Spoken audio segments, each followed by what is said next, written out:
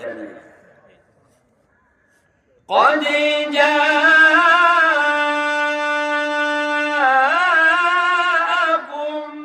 من الله نور وكتاب مبين।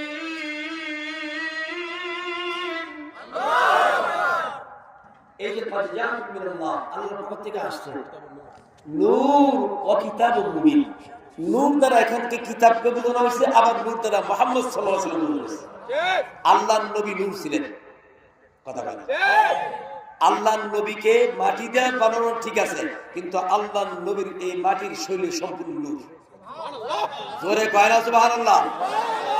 কারণ আল্লাহর নবী মুহাম্মদুর রাসূলুল্লাহ সাল্লাল্লাহু আলাইহি ওয়াসাল্লাম দুনিয়ায় ভূমিষ্ঠ হওয়ার পূর্বে মা আমেনা স্বপ্ন যুগে একবার নয় দুইবার নয়, প্রতিটা মাসে একটি করে স্বপ্ন দেখেছে, এবং প্রত্যেকটা স্বপ্নের মধ্যে শুধু নূর আর নূর দেখছে।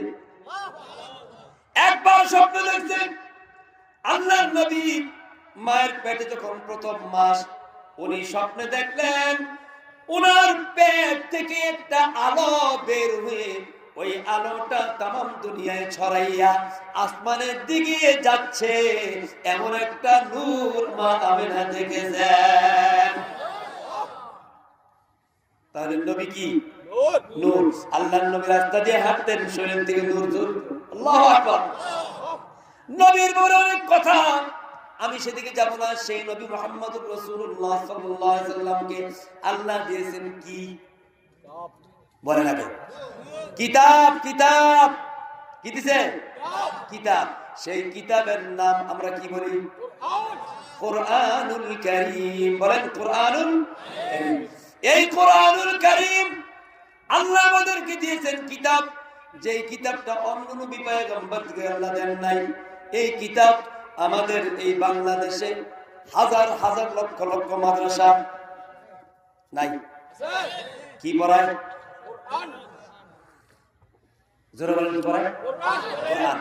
এই কোরআন, কোরআনের প্রচার প্রসার বাড়ানোর দরকার আছে না নাই?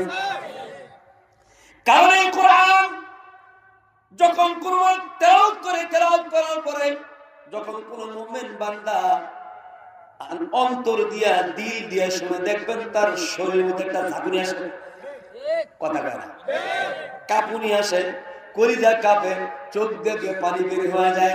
আল্লাহ বলেন ইন্নামাল মুমিনুনা আল্লাযীনা ইযা যুকিরাল্লাহ ওয়াজিলাত কুলুবুহুম। যখন কোন মুমিন বান্দার সামনে আল্লাহর জিকির করা হয়, আল্লাহর জিকির মানে কোরআন তেলাওয়াত অথবা জিকির,